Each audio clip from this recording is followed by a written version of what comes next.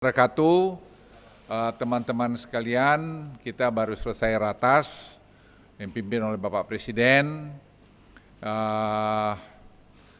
Semua angka-angka membaik.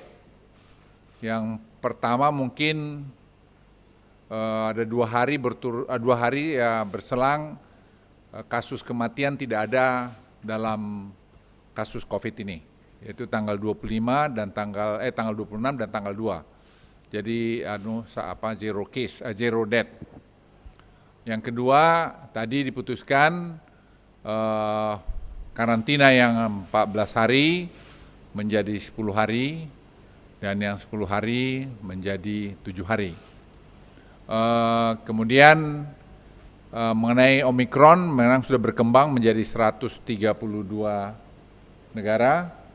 Dan kita dalam masuk ranking di 40. Jadi jumlah kasus Omikron di Indonesia sekarang ada 152 Omikron dan yang sudah sembuh 23% dari situ. Jadi dari 152. Jadi angka ini memang masih kita lihat cukup baik dibandingkan yang lain. Satu, yang kedua, kami laporkan bahwa kesiapan kita menghadapi Omikron ini saya kira sudah sangat terkendali, tetapi tetap dengan kehati-hatian.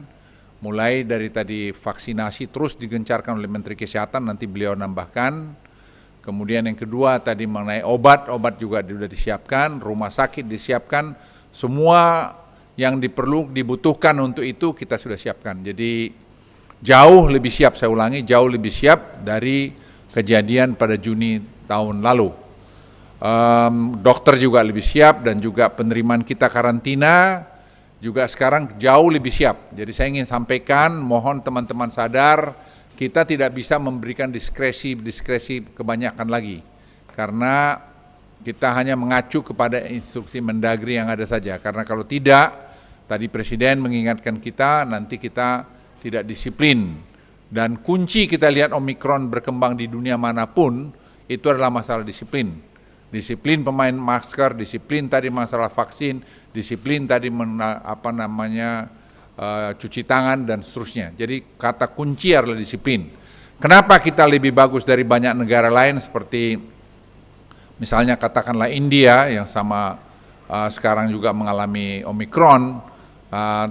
Saya ingin sampaikan dari pengamatan kami, karena kita lebih disiplin pemakaian masker misalnya, dibandingkan misalnya di negara Amerika atau di Inggris atau mana saja.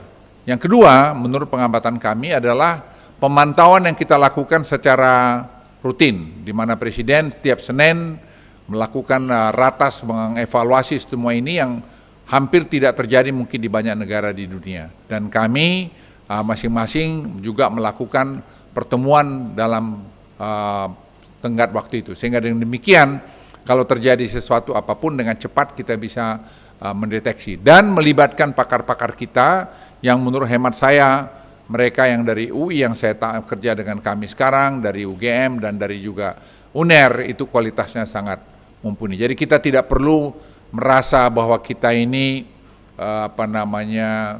seperti kalah dengan lain, tidak. Kita justru orang lain sekarang banyak mulai berkaca kepada kita, kenapa Indonesia bisa mengkonten atau melihara keadaan seperti sekarang ini. Saya kira itu yang dari saya.